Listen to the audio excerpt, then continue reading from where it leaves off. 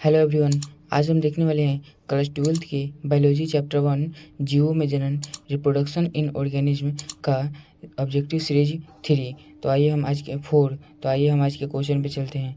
हमारा क्वेश्चन कह रहा है कि माता द्वारा दिए गए युग्मक और पिता द्वारा दिए गए युग्मकों के संलयन से क्या बनता है। माता द्वारा दिए गए युग्मक और पिता द्वारा दिए गए युग्मक के संलयन से क्या बनता है। तो ऑप्शन दिया है युग्मक, बी में दिया है युग्मनज जिसे जाइगोट कहते हैं, सी में दिया है संतति, डी में दिया है क्लोन जिसे क्लोम लिखा हुआ है, क्लोन कहते हैं, क्लोन होता है ये।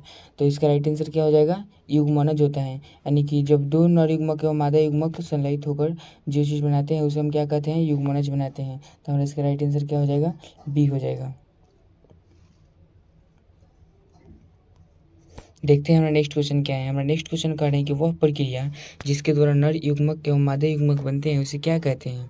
कह रहा है कि वह प्रक्रिया जिसके द्वारा नर युग्मक एवं मादा युग्मक बनते हैं उसके क्या कहते हैं, तो युग्मक जनन कहते हैं। यानी युग्मकों के बनने की प्रक्रिया को युग्मक जनन कहते हैं।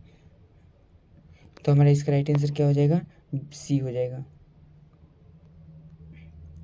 देखते हैं हमारा नेक्स्ट क्वेश्चन क्या है। हमारा नेक्स्ट क्वेश्चन कह रहा है कि 3 परत वाली संरचना जिसके अंदर एक नई गुहा आंतरतंत्र बन गई होती है कहलाती है। तो ऑप्शन दिया है ब्लास्टुला, बी में दिया है गैस्टुला रानी, सी में दिया है बिद्दलन और डी में दिया है नन ऑफ दिस। तो हमारा इसका राइट आंसर क्या हो जाएगा, गैस्टुला रानी कहते हैं। कह रहे क्या कर रहे, क्वेश्चन कर रहे कि 3 परत वाली संरचना जिसके अंदर एक नई गुहा आंतरतंत्र बनी होती है, आंतरतंत्र बन गई होती है कहलाती हैं। तो गैस्टुला रानी कहलाती हैं वो। देखते हैं हमारा नेक्स्ट क्वेश्चन क्या है। हमारा नेक्स्ट क्वेश्चन कह रहे हैं कि वह जीव या पौधा जिसके अंदर वह जीव या पौधा जिसके शरीर में नर तथा मादा दोनों प्रकार के जनन पाए जाते हैं कहलाता है। कह रहा है कि वह एक जीव है या पौधा है जिसके शरीर में नर तथा मादा दोनों प्रकार के जनन पाए जाते हैं, वह क्या कहलाता है। तो उसे हम क्या कहते हैं, तो हम बताए थे कि जब एक लिंग किसी एक जीव पर होता है तो उसे हम एक लिंगी कहते हैं या फिर एक लिंगाश्रयी कहते हैं। और जब दोनों यानी कि नर एवं मादा का दोनों का लिंगी जब एक ही जीव पर होता है तो उसे हम उभयलिंगी कहते हैं। तो हमारा इसका राइट आंसर क्या हो जाएगा, उभयलिंगी हो जाएगा। देखते हैं हमारा नेक्स्ट क्वेश्चन क्या है। हमारा नेक्स्ट क्वेश्चन कह रहे हैं कि किस प्रकार के जनन करने वाले प्राणियों में अधिक विभिन्नताएं देखने को मिलती हैं। कह रहे हैं कि किस प्रकार के जनन करने वाले प्राणियों में अधिक विभिन्नताएं देखने को मिलती हैं। तो हम बताए थे कि अलैंगिक जनन में यानी कि जो जिसमें नर एवं मादा एकदम एक ही होते हैं, एक ही जीव पर आधारित होते हैं, तो उससे क्या होता है कि अलग अलग जीन्स नहीं मिलते हैं, तो इसलिए उसमें एकदम एक ही जैसा प्राप्त होता है, यानी कि उसके आकृतिकी एवं आनुवंशिकी रूप दोनों समान होता है। मगर लैंगिक जनन में क्या होता है कि अलग अलग लिंग वाले जीव आते हैं, तो उसमें क्या होता है कि अलग अलग जीन्स प्राप्त होते हैं, उससे हमें अलग भिन्न प्रकार का संतान प्राप्त होता है। तो इसीलिए हमारा क्या हो जाएगा, इसका राइट आंसर लैंगिक जनन हो जाएगा, जिसमें क्या होता है कि भिन्न प्रकार के संतान प्राप्त होते हैं। नेक्स्ट क्वेश्चन कर रहे हैं कि वह प्रक्रिया जिसके अंतर्गत जीव समजात शिशुओं को जन्म देकर अपनी प्रजाति को निरंतर बनाए रखता है कहलाती है।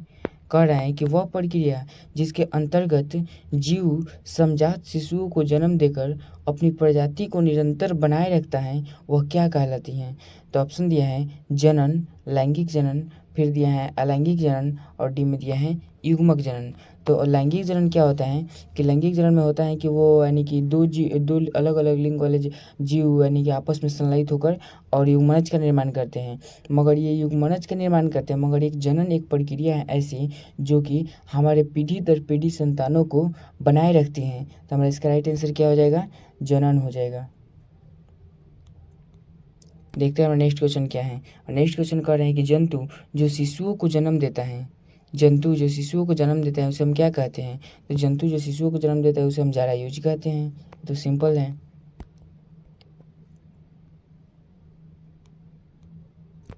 देखते हैं हमारा नेक्स्ट क्वेश्चन क्या है। हमारा नेक्स्ट क्वेश्चन कह रहे हैं कि अंडे से लेकर अवयस्क तक बनने की संपूर्ण प्रक्रिया को क्या कहते हैं। अंडे से लेकर और वयस्क तक के बनने की संपूर्ण प्रक्रिया को क्या कहते हैं। तो हम उसे ऑप्शन दिया है हमारा गर्भाधान, बी में दिया है निषेचन, सी में दिया है परिवर्धन और डी में दिया है प्लाज्मोड विद्वलन। तो हमारा इसका राइट आंसर क्या हो जाएगा, गर्भाधान। यानी ये गर्भ से लेकर बाहर तक की प्रक्रिया को हम क्या कहते हैं, तो गर्भाधान कहते हैं। हमारा इसका राइट आंसर क्या हो जाएगा, ए हो जाएगा। देखते हैं हम नेक्स्ट क्वेश्चन क्या है। नेक्स्ट क्वेश्चन कह रहे हैं कि प्लाज्मोटोमी किस में होता है, प्लाज्मोटोमी किस में होता है। तो ऑप्शन दिया है हाइड्रा, बी में दिया है ओबेलिया, सी में दिया है ओपेलिना, डी में दिया है प्लाज्मोडियम। तो हमारा इसका राइट आंसर क्या हो जाएगा, तो इसका राइट आंसर हमारा हो जाएगा प्लाज्मोडियम। हमारा इसका राइट आंसर क्या हो जाएगा, प्लाज्मोडियम होता है, नहीं हमारा इसका राइट आंसर डी हो जाएगा।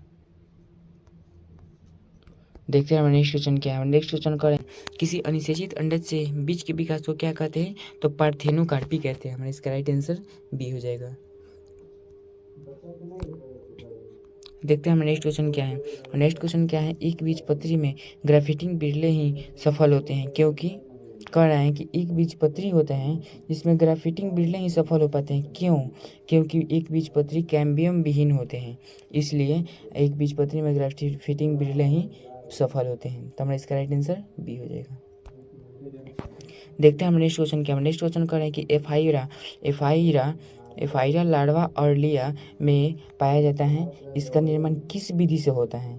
तो ऑप्शन दिया है, क्या दिया है, तो रीजेनरेशन, बी में दिया है विखंडीकरण, सी में दिया है टूटन, डी में दिया है एस्ट्रोबाइलेशन। तो हमारा इसका राइट आंसर क्या हो जाएगा, एस्ट्रोबाइलेशन हो जाएगा। देखते हैं हमारा नेक्स्ट क्वेश्चन क्या है। हमारा नेक्स्ट क्वेश्चन कर रहे हैं कि जीरोंटोलॉजी में किसका अध्ययन होता है। तो जीरोंटोलॉजी में हमारा अध्ययन होता है एजिंग क्या होता है, एजिंग क्या होता है। देखते हैं हमारा नेक्स्ट क्वेश्चन क्या है। नेक्स्ट क्वेश्चन कर रहे हैं कि निम्नलिखित में से किसमें बिना निषेचन द्वारा प्रजनन की क्षमता होती है। कह रहे हैं कि निषेचन किए बिना ही वो प्रजनन कर लेता है, वह कौन ऐसा जीव है। तो कौन से जीव हैं, तो मधुमक्खी होती हैं एक, जो कि बिगड़ निषेचन के प्रजनन कर लेती हैं। देखते हैं हमारा नेक्स्ट क्वेश्चन, तो प्याज के युग्मकों में गुणसूत्र की संख्या होती है। कहना है कि प्याज के युग्मक में गुणसूत्र की संख्या कितनी होती है। अगर यहाँ पर युग्मनज कहता है यानी जाइगोट कहता है तो हमारा 32 होता, और ये यहाँ पर युग्मक कह रहे हैं यानी कि n बराबर कितना होगा, तो 16 हो जाएगा। हमारा इसका राइट आंसर बी हो जाएगा। देखते हैं हमारा नेक्स्ट क्वेश्चन क्या है। हमारा नेक्स्ट क्वेश्चन कर रहे हैं कि किसी अनावृत बीज में भ्रूणपोष हैं, किसी अनावृत बीज में भ्रूणपोष क्या होते हैं। तो क्या ऑप्शन दिया है हमारा अगुणित, बी में दिया है द्विगुणित, सी में दिया है त्रिगुणित, और डी में दिया है चतुर्गुणित। तो यहाँ पर हमारा अनावृत बीज में भ्रूणपोष से पूछ रहा है, इसलिए हमारा क्या होगा, त्रिगुणित होगा। और अगर यहाँ पर आवृत बीज में भ्रूणपोष पूछता है तो हमारा द्विगुणित हो जाता है। हमारे यहाँ पर क्या पूछ रहा है, तो अनावृत बीज में भ्रूणपोष, तो हमारा इसका राइट आंसर त्रिगुणित हो जाएगा। देखते हैं हमारा नेक्स्ट क्वेश्चन क्या है। नेक्स्ट क्वेश्चन कह रहा है कि किसी पुष्प के अंडाशय होते हैं, किसी पुष्प के अंडाशय क्या होते हैं। तो किसी पुष्प के अंडाशय क्या होते हैं, तो ऑप्शन दिए हैं हमारा अगुणित, बी में दिया है द्विगुणित, सी में दिया है त्रिगुणित, और डी में दिया है चतुर्गुणित। तो हमारा इसका राइट आंसर क्या हो जाएगा, द्विगुणित हो जाएगा। देखते हैं हमारा नेक्स्ट क्वेश्चन क्या है। नेक्स्ट क्वेश्चन कह रहा है कि पौधों में अर्धसूत्री विभाजन किसमें होता है। पौधों में अर्धसूत्री विभाजन किसमें होता है। तो ऑप्शन दिया है मूल छोर, बी में दिया है प्राक्कन, सी में दिया है तन्ना के छोर, और डी में दिया है प्राक्कोश। तो हमारा इसका राइट आंसर क्या हो जाएगा, प्राक्कोश हो जाएगा। देखते हैं हमारा नेक्स्ट क्वेश्चन क्या है। नेक्स्ट क्वेश्चन का है किसी छोटे भाग टुकड़े के संपूर्ण शरीर के निर्माण को क्या कहते हैं। किसी छोटे भाग के टुकड़े के संपूर्ण शरीर के निर्माण को क्या कहते हैं। तो हमारा ऑप्शन क्या दिया है, देखते हैं। हमारा ऑप्शन दिया है तो मॉर्फोलैक्सिस, बी में दिया है मोर्फोसिस, और बी में सी में दिया है मॉर्फोजेनेसिस, डी में दिया है मेटाबॉलिज्म। तो हमारा इसका राइट आंसर क्या हो जाएगा, मॉर्फोलैक्सिस हो जाएगा, यानी हमारा इसका राइट आंसर ए हो जाएगा। देखते हैं हमारा नेक्स्ट क्वेश्चन क्या है। हमारा नेक्स्ट क्वेश्चन कह रहे हैं कि द्विनिषेचन किस में पाया जाता है, डबल फर्टिलाइजेशन किस में पाया जाता है। तो डबल फर्टिलाइजेशन किस में पाया जाता है, तो आवृत बीज में पाया जाता है। ये तो सिंपल है, हमारा इसका राइट आंसर ए हो जाएगा। देखते हैं हमारा नेक्स्ट क्वेश्चन क्या है। नेक्स्ट क्वेश्चन कह रहा है कि पिस्टिया में कायिक प्रवर्धन किसके द्वारा होता है। तो पिस्टिया में कायिक प्रवर्धन किसके द्वारा होता है, तो हमारा ऑफसेट के द्वारा होता है। ये मोस्ट इंपॉर्टेंट क्वेश्चन है, पिस्टिया में कायिक प्रवर्धन किसके द्वारा होता है, तो ऑफसेट के द्वारा होता है। देखते हैं हमारा नेक्स्ट क्वेश्चन क्या है। नेक्स्ट क्वेश्चन कर रही है, घरेलू मक्खी के मियोसाइट्स में गुणसूत्र की संख्या होती है। घरेलू मक्खी के मियोसाइट्स में गुणसूत्र की संख्या कितनी होती है? घरेलू मक्खी के गुणसूत्र में मियोसाइट में गुणसूत्र की संख्या पूछ रहे हैं, तो हमारा इसका राइट आंसर क्या हो जाएगा? 12 होता है।